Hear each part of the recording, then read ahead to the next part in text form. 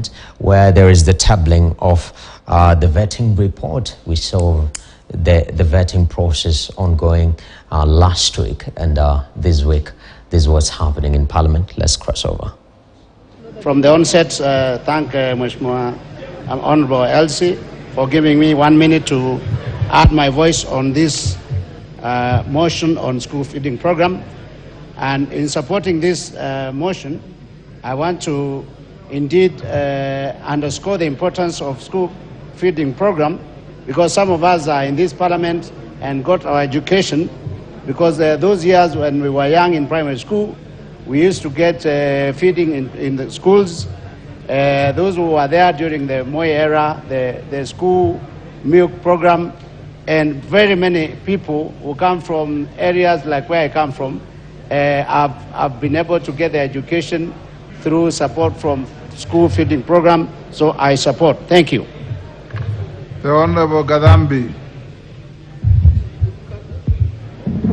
Thank you, Mr. Speaker, sir. Allow me to thank you, Honorable Elsie, for coming up with a very good motion. Mr. Speaker, sir, it is good also to remember in this country right now, we are suffering drought in different corners of this country. We have students who are not going to school, Mr. Speaker, sir, because there's a lot of problem on matters of food insecurity. Therefore, Mr. Speaker, sir, I stand to support the motion, because some of us come in some constituencies where some students cannot go in school. Mr. Speaker, sir, as I stand here, I come from Joro constituency where I have some wants, where some students cannot attend schools because of lack of food. Therefore, Mr. Speaker, sir, I'm standing here to support the motion, because when we make sure that there is a feeding program in school, we are also emphasizing on healthy diet. Next, the Honorable Zambia. Thank you, Honorable Speaker, for the opportunity. Let me first thank my God for making me get back to this Parliament, and I thank my family, together with my constituents, for making me being elected the second time to serve them. I'll be very brief to support this motion.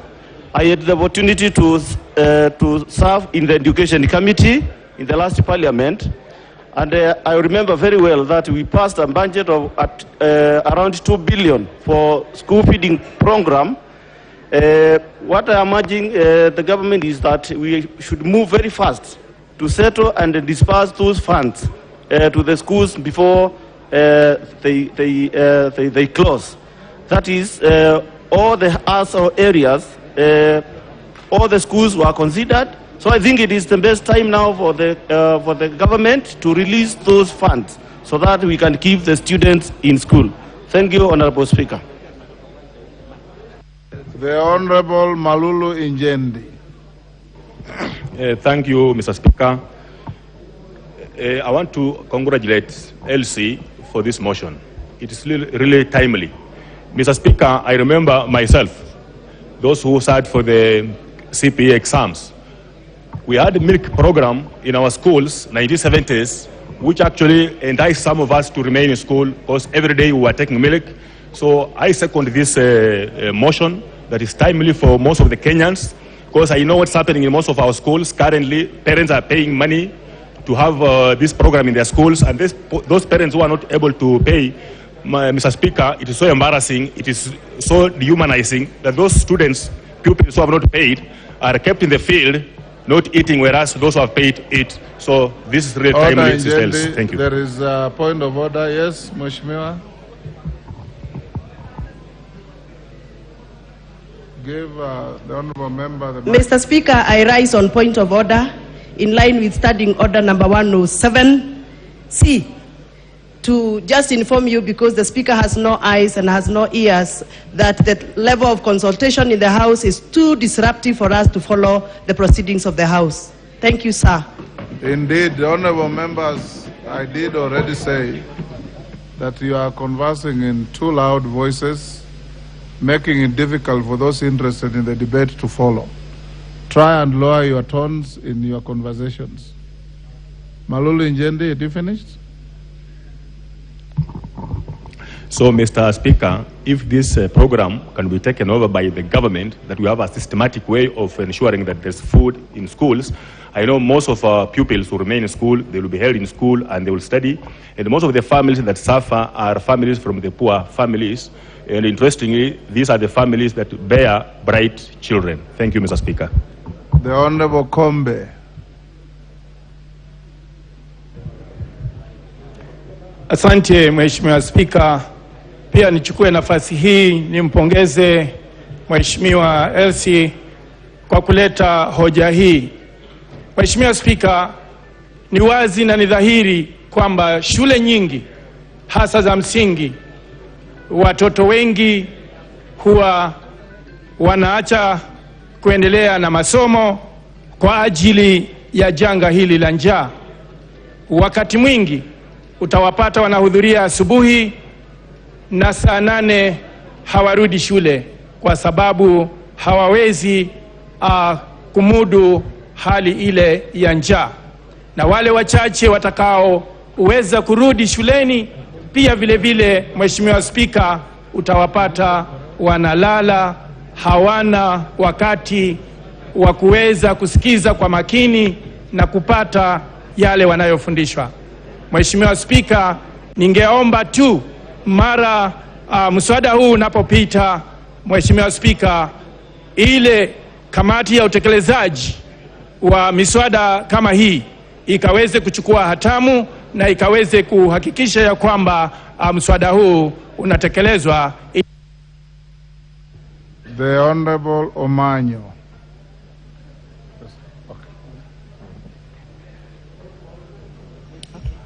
Thank you, Mr. Speaker, sir. I actually was very excited when I had this motion, and I support fully. Just like students or pupils wear uniforms, nobody will discover who is poor and who is rich if all the children are given some food. And there will be no stress, because nowadays we have mental health issues rising, because sometimes it is the environment the kid was raised that makes these children not to grow actually focused. And also the concept of uniformity or unity. When children eat together and nobody notices that this one misses lunch because they have not paid, then they will grow sharing and will not be raising a selfish society. Thank you. Honorable Elsie, there is a request from Honorable Kiari of Dagoretti South to take a minute from you as well. Do you mind? Kiari, give him the microphone, please. Thank you very much, Mr. Speaker, and I want to start by commending the Honorable Elsie for bringing such a timely motion on school feeding. And Mr. Speaker, I would like to report to this House that beyond just pushing a motion, beyond formulating legislation, beyond forming policy on school feeding is actually practically possible in any constituency in this country. And I say that being a member of parliament from the only constituency in the Republic that has a comprehensive school feeding program. So to Honorable Elsie, the bills I'd like to make on your school feeding program is one, yes, it is very essential. Secondly, the model that works in the Dagoretti South constituency is a model that involves a number of stakeholders. For starters, as the Dagoretti South constituency and GCDF, we built a central kitchen in one of the schools in the constituencies. From this central kitchen, we are able to feed 12,000 students every day out of that one kitchen. What we have been able to do is work out a logistical mechanism of food distribution where the food is prepared by 8 a.m., by 9 a.m. the food is ready, by 10 a.m. it's being packed, by 11 it is being distributed around the constituency, and it arrives in all the schools at around the same time while it is still hot.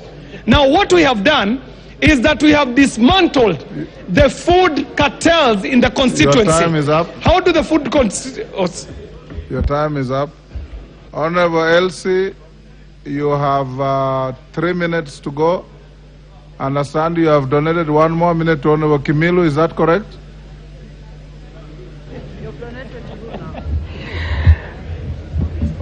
Yes, Mr. Speaker. Honorable Kimilu, when he finishes, you now close your debate. Thank you, Mr. Speaker, for giving me this opportunity. And I want to thank Honorable Elsie for a very important and timely motion, because, Mr. Speaker, as we are speaking now, most of the school children are not attending school due to lack of food. Mr. Speaker, I think this is a very, very important motion, and I support, because I know, as where I come from, Kaiti now, I'm getting calls every day from the parents, teachers, and also the community due to the anger, because, Mr. Speaker, as we are speaking now, the drought is persisting and children are suffering. So I support and thank you, Honorable Mwanda, for a very important motion. Honorable Elsie, now you have 2 minutes to wind up. In winding up, Honorable Speaker, you can see how this motion has a lot of interest, because the situation on the ground is bad, Honorable Speaker. Right now, 3 million Kenyans are hungry. 10 counties are food insufficient. Honorable Speaker, I beg that we take up this matter seriously as a country. I urge the Education Department and all the other agencies to take up the matter, and I propose, members, that this should be an act of parliament, because in Article 53, food is a basic need. A hungry child cannot go to school. So food being a basic need, Mr. Speaker, I urge that this motion, we take it very, very seriously, and all members, we move with it with speed. Thank you, Mr. Speaker. Order, honorable members. Order. I'll now put the question.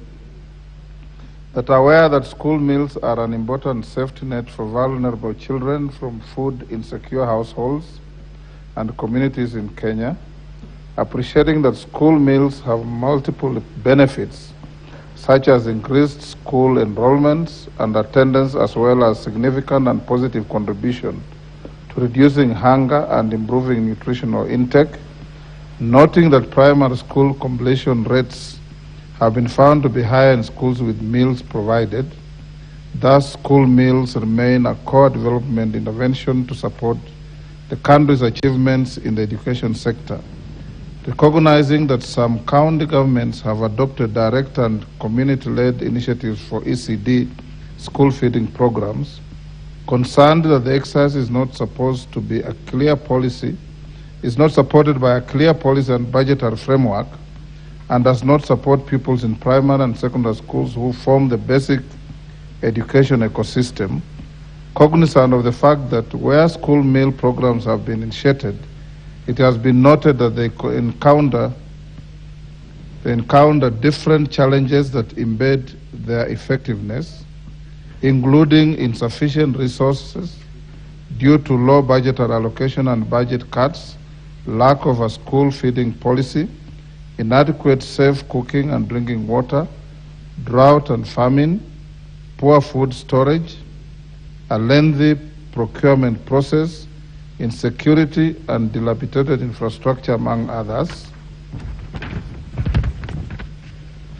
This House therefore resolves that the Minister of Education, through the relevant State Department, immediately develops a school feeding policy to cover basic education pupils and sustain the program in order to ensure that children are maintained in schools for effective learning and to improve their well-being.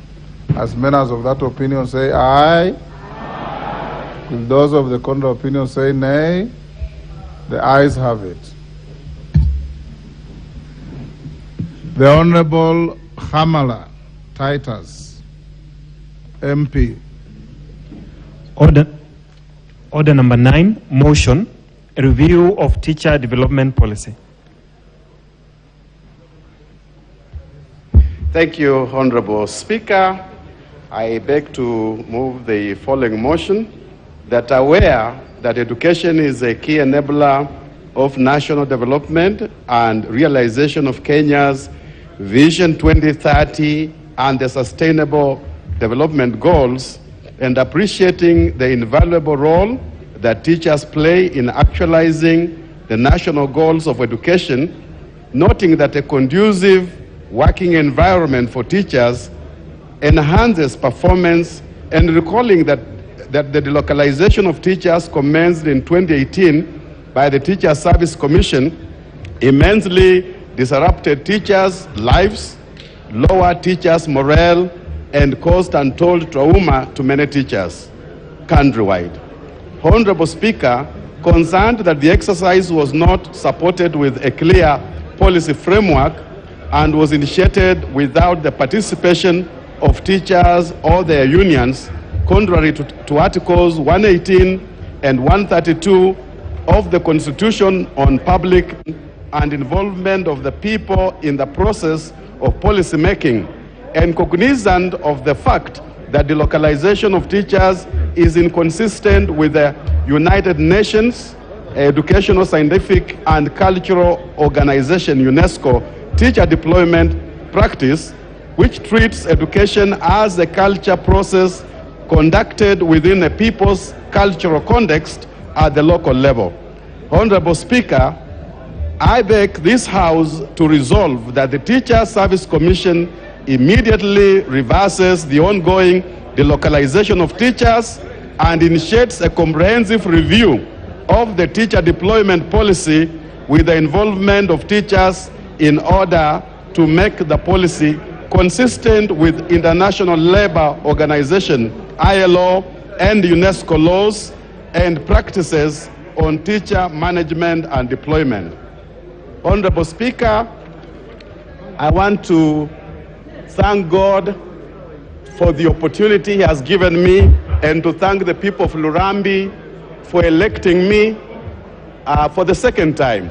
And Honorable Speaker, as I move this motion, we are all aware that we have a problem in our schools. Education is what we can give to a country. Our children and generations to come can only be guaranteed when we have a better framework of education. Honorable Speaker, I rise here today to speak on this issue, delocalization, which commenced in the year 2018, whereby without any preparation, without any participation by unions and education stakeholders, Teacher Service Commission began to move teachers from one point to another point. Teachers were moved as animals and not even as human beings. Honorable Speaker, education, as we know, is culture-based. And when I was in school, Honorable Speaker, my teacher began to teach me in this format. Ma, me, mi, mo, mu. Ma, me, mi, mo, mu. Pa, pe, pi, po, pu. You know, because it is culture-based and is local, you can imagine, Honorable Speaker, in my school, in Shibuli, in Butsotso, if I had a teacher from another place with a different accent coming to teach me on how to say ma, me, mi, mo, mu, with their heavy accent or with their light accent, and so the TSC contravened the basic tenet of education, whereby it is local. Teaching is local. Honorable Speaker, we are building and putting in a lot of infrastructure in schools.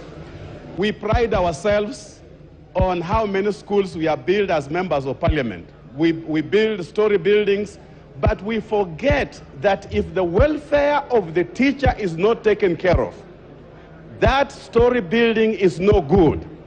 A teacher who's taken good care of, a teacher whose welfare is taken care of, can post good results, Honorable Speaker, even if they are teaching under a tree. We have invested heavily and immensely. Honorable Speaker,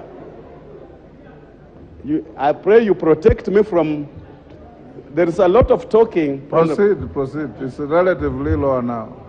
Honorable Speaker, I'm forced to lift my voice of the bishop. I've heard you talk very loudly in your church, so speak like that. Thank you, Honorable Speaker. I proceed.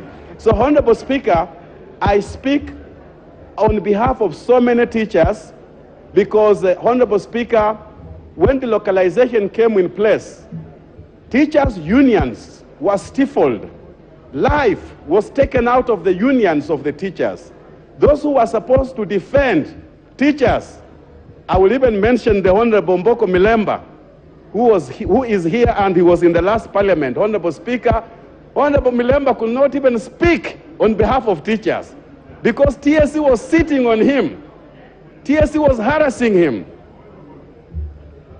Point of order from Honorable Milemba. Thank you, Honorable Speaker. In as much as I appreciate Member for Lurambi for this very good motion, which I'm prepared to speak on, Honorable Speaker, I don't think it's in order to shout my name in Parliament here, remembering that I'm the National Chairman of the Teachers of Kenya, and I speak for the teachers when I have to speak for them. Now that we are in Parliament, I would really ask him to be orderly so that he speaks on parliamentary issues without necessarily shouting my name as not having spoken for the teachers. Yet that's the work I do, Honorable Speaker. Thank you, Honorable Speaker. Honorable Speaker, going back to the issue of the localization, and I appreciate Honorable Mboko Milemba, who's my friend, and it was on a light note, because I know what you and Honorable Sosion went through. It was very difficult. Honorable Speaker, the localization completely undermines performance because teachers are posted in areas where they don't want to go, Honorable Speaker. In my constituency, I visited a school and I had a conversation with the principal of a secondary school who was asking me why he was posted there, and it was not even me who took him there. Teachers are demoralized because they are plugged from point A, taken to point B without preparation, psychologically. And, Honorable Speaker, we have to realize that teachers are human beings. They have families. You find a young couple, both of them are teachers. One is taken to the west, another one is taken to the east. These teachers suffer from financial constraints because they are not adequately paid by the Teachers Service Commission so that they can be able to fund themselves, rent homes, because separately they are renting homes. Honorable Speaker, when I was growing up, the people who made our society to be a society were teachers. Teachers were the people who are running society economics. Teachers were the employers. Teachers were the great stakeholders. Teachers were the people who would plan for a society, for a community, for a village. Teachers were mostly what I would say guest of honors in any given fundraising in a community. When these teachers are taken out of a community, taken elsewhere, we are not even thinking in terms of their families, that if somebody, a man or a woman, is not stable, a man is worried about the wife. The wife is married about the husband. For example, you take out somebody who is over 50 years, remove them from their station of work, take them elsewhere. This is a man who has been operating in his home. This is somebody who has his cow. This is somebody respected. Now you've taken him to live behind shops in a single room, cooking for himself. A grandfather, a grandmother. You find a man has been removed from Kakamega, taken to Siaya, taken to Eldoret, taken to Kambani, Where they have gone, they have to rent a room. Honorable Speaker, Teacher Service Commission has broken marriages. Teacher Service Commission has destroyed families. And this is very important for us to realize that when families are broken, a country or a nation is broken. Family is the fabric that holds a country together. Honorable Speaker, you find a man who's 58 years has gone in another county. When they arrive there, he has to cook, he has to fend for himself. Very soon a young woman will find his way in the life of this old man. This man will begin a new year, a new family, just 2 years to retirement. And it's not because it is something this man wanted to do, but circumstances, the challenges of cooking, the challenges of looking for vegetable, going to the posho mill, has now distracted a once stable family. You go to homes and you discover some of the homes and houses, they now look like museums because they've been deserted.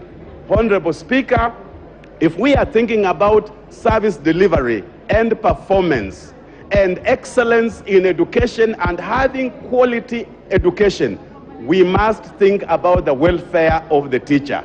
A teacher, yes, we know teachers can teach anywhere. And as Kenyans, if you are employed by the government, you can work from any station in this country. But as we realize, when we look at ILO and UNESCO laws that are governing teaching and as a practice, it is supposed to be local. It is supposed to be culture-based. And Honorable Speaker, it's been hell on earth for teachers since 2018, since the inception of the localization. And of course, Honorable Speaker, this exercise was undertaken by the Teacher Service Commission without any consultation, without any participation, which abuses the Constitution, because we know very well that public participation is key to any reform, is key to any policy making, it is key to any implementation, that before we implement, before we make a lot of changes, we have to consult, we have to talk to stakeholders. Honorable Speaker, I beg this House to consider this issue of delocalization. We do not want to do what I would say a plastic undertaking. We have to do something holistic, whereby we make sure our teachers are not living in fear. Our teachers are not working in an environment where they're thinking, this is October, I don't know where I'm going in January. And Honorable Speaker, we do not want a situation whereby the Teacher Service Commission are treating teachers as if they're just objects of work. Teacher Service Commission ought to respect teachers, ought to treat teachers as human beings. Teacher Service Commission has to respect families. Teacher Service Commission has to realize that it's not just about deployment and sending teachers to work, but the welfare of the children, the learners, the students. Because, Honorable Speaker, if a teacher is teaching in an environment that is hostile, for example, you find there is a principal that has been removed from a school, then the other principal, when the principal comes in, the community rejects that principal. So that principal cannot land in that station because perhaps the principal that was there was performing. So this new one that has been brought, there is a history of non-performance. Honorable Speaker, I have seen schools where parents have marched to the school to evict the head teacher, to evict the principal, and the pupils were cheering. It was like a political rally. And I'm just asking myself, what are we putting in our children? What kind of investment are we making in our children if we can't teach our children how to respect, how to view their teachers? Teachers are humiliated because they are not accepted. Honorable Speaker, it will take a delocalized teacher even a year just to learn the local language, to learn the culture.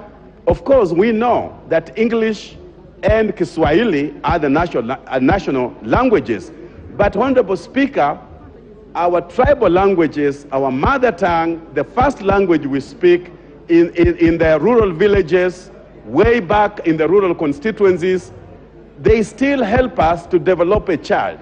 Because a child who has been raised by a mother and a father who never went to school, maybe perhaps the only language they speak is their mother tongue. And so you find that a teacher who has been delocalized has to take a lot of time to learn the culture, to understand how things operate and how they can become effective. Honorable Speaker, this is a very important motion because it is going to end delocalization.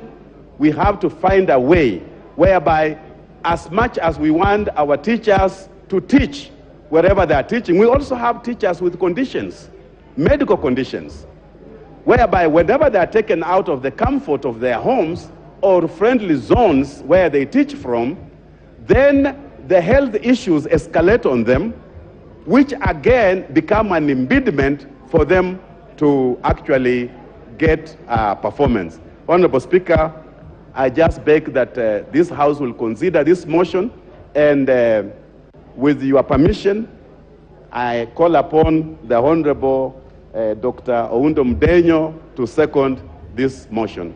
Honorable members, Honorable Hamala, I agree that you need a seconder, and Honorable Mdenyo will second your motion at an appropriate time.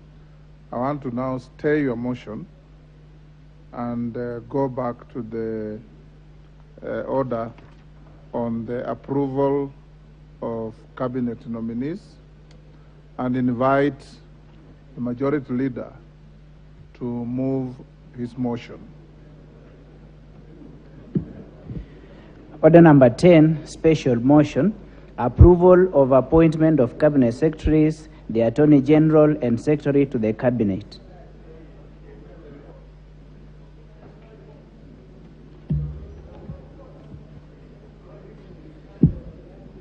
Thank you, Honorable Speaker. The Sergeant and the Sergeant at Arms and his staff are distributing the reports. Try and get the reports to as many, if not all members, as quickly as you can. We can make do with what we have. Go ahead, Majority Leader.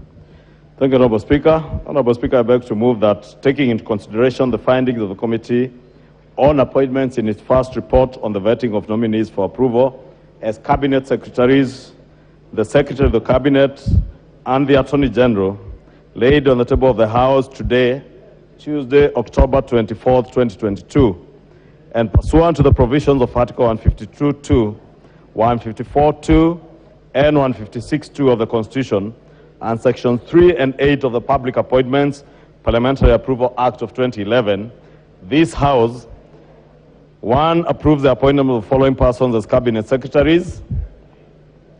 1, the Honorable Wycliffe Musalia Mudavadi, EGH, to the office of the Prime Cabinet Minister. 2, the Honorable Professor Kithure Kindiki, EGH, as Cabinet Secretary, Ministry of Interior, National Administration. 3, Professor Njuguna Ndungu, CBS, as Cabinet Secretary for National Treasury and Economic Planning. 4, the Honorable Alice Mudhoni Wahome, as Cabinet Secretary, Ministry of Water, Sanitation and Irrigation. 5, the Honorable Aden Bare Duale, EGH, as a Cabinet Secretary, Ministry of Defense. 6, the Honorable Rebecca Miano, MBS, as Cabinet Secretary, Ministry of East African Community, the ASALs and Regional Development. 7, the Honorable Alfred Nganga Mutua, EGH, as Cabinet Secretary, Ministry of Foreign Affairs and Diaspora Affairs. 8, the Honorable Aisha Jumwa Karisa Katana, as Cabinet Secretary, Ministry of Public Service, Gender and Affirmative Action. 9, the Honorable Moses Kiarie Kuria, as Cabinet Secretary, Ministry of Trade, Investment and Industry. 10, the Honorable Rosalinda Soipan Tuya, CBS, as Cabinet Secretary, Ministry of Environment and Forestry. 11, the Honorable Onesimus Kipchumba Murkomen, EGH, Cabinet Secretary, Ministry of Roads, Transport and Public Works. 12, Mr. Zakaria Mwangi Njeru as Cabinet Secretary, Ministry of Lands, Housing and Urban Development. 13, Ms. Susan Nahumicha Wafula as Cabinet Secretary, Ministry of Health. 14, the Honorable Franklin Medeka Linturi as Cabinet Secretary, Ministry of Agriculture and Livestock Development. 15, the Eliud Okech Owalo, Cabinet Secretary, Ministry of Information, Communication and the Digital Economy. 16, the Honorable Ezekiel Machogu Ombaki, CBS, as Cabinet Secretary, Ministry of Education. 17, the Honorable Davis Kimutai Chirchir, as Cabinet Secretary, Ministry of Energy and Petroleum. 18, the Honorable Ababu Namwamba, EGH, as a Cabinet Secretary, Ministry of Youth, Youth Affairs, Sports and the Arts. 19, Mr. Simon Kiprono Chelugui, EGH, as Cabinet Secretary, Ministry of Cooperatives and Micro, Small and Medium Enterprises Development. 20, the Honorable Salim Mvuria, EGH, as Cabinet Secretary, Ministry of Mining, the Blue Economy and Maritime Affairs. 21, the Honorable Florence Chepngetich Koskei Bore, as Cabinet Secretary, Ministry of Labor and Social Protection. And that one approves the appointment of the Honorable Justice Bedan Muturi Njoka, EGH, as the Attorney General of the Republic of Kenya. 2, approves the appointment of Ms. Mercy Keiro Anjao, CBS, as the Secretary to the Cabinet. And 3, rejects the appointment of the Honorable Peninah Malonza, OGW, as a Cabinet Secretary for Tourism, Wildlife and Heritage. Honorable Speaker,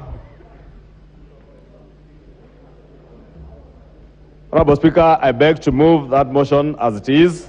And Honorable Speaker, in moving this motion, allow me to appreciate in a very special way all the 21 members, including yourself, Honorable Speaker, as Chair of the Appointments Committee, who sat diligently for an average of 12 hours a day from 8 in the morning, at times to close to 9 p.m. every day, from last Monday to Saturday evening, Honorable Speaker, to be able to consider all the 24 nominees, the 22 nominees as Cabinet Secretaries, that of the Secretary to the Cabinet and the Attorney General, in a record 5 days, with the exception of Mashujaa Day when we took a break.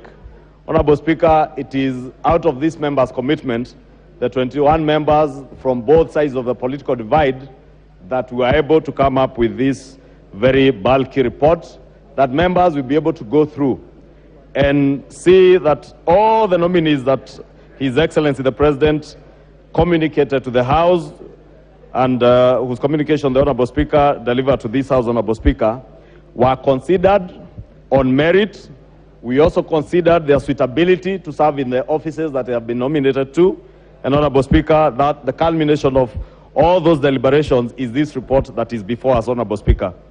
Honorable Speaker, members will appreciate that there are certain issues that are put into consideration during approval hearings. And among the issues, Honorable Speaker, as provided in Section 6 and Subsection 7 and Subsection 8 of the Public Appointments Parliamentary Approval Act of 2011, which provides that under 7, that an approval hearing shall focus on a candidate's academic credentials, professional training and experience, personal integrity, and their background. And in 8, the Act states that the criteria specified in the schedule shall be used by a committee during an approval hearing for the purposes of vetting a candidate. And Honorable Speaker, I want to confirm that it is this criteria that is set out in this particular section of Section 8, subsection 8 of Section 6 of the Public Appointments Parliamentary Approval Act of 2011 that guided the committee. And indeed, Honorable Speaker, we did consider the academic credentials of all the candidates, their professional training. We did look at their experience in places where they have worked before.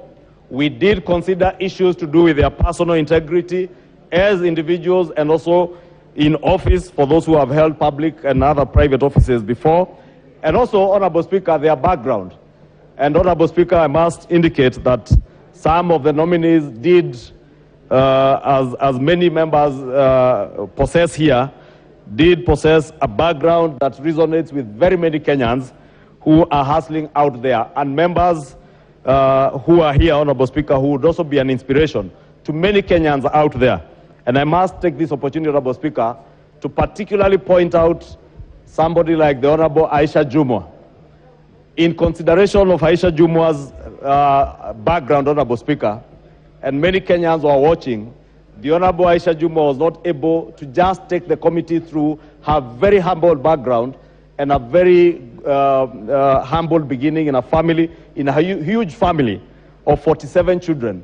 But she was able to clearly articulate the struggles that she has had to struggle through school, dropping out of school, getting pregnant and bearing children at a very young age in Form 2, but recollecting and picking up her life again, going back to school, educating herself all the way to university, Honorable Speaker, being elected and nominated as an MCA, eventually being elected as a Kilifi Women Rep and member for Malindi, and eventually, Honorable Speaker, running for governor. And as much as she never made it for governor, Honorable Speaker, finding favor in the eyes of the president to nominate her as cabinet secretary in charge of the public service, Honorable Speaker. And I remember her response to the Honorable Kosing when she told the Honorable Kosing that she is not just an inspiration to the girl child in Kenya, but particularly to the girl child in West Pokot, the county where the Honorable Kosing comes. And many of our backgrounds, many of our constituents in the counties, where young women, young girls are dropping out of school because of early pregnancies in their teenage years, others through forced marriages. And she stated that she is indeed an inspiration to many of these young girls who then can recollect themselves, pick up their lives, and be able to make something out of their lives. And I indeed want to commend the Honorable Aisha Jumwa. And even as we recommend her approval today, it is bearing in mind that she has demonstrated that despite the challenges that have been laid out in the minority report, and it is indeed true, as the Honorable Junet was indicating, there is indeed an appendix to this report, or at the back of the main report, Honorable Speaker, the last few pages you will find a minority report touching on the Honorable Mithika Linturi and the Honorable Aisha Jumwa.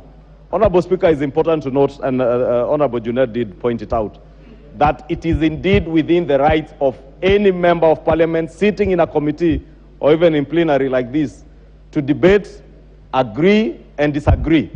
And indeed, on the question of the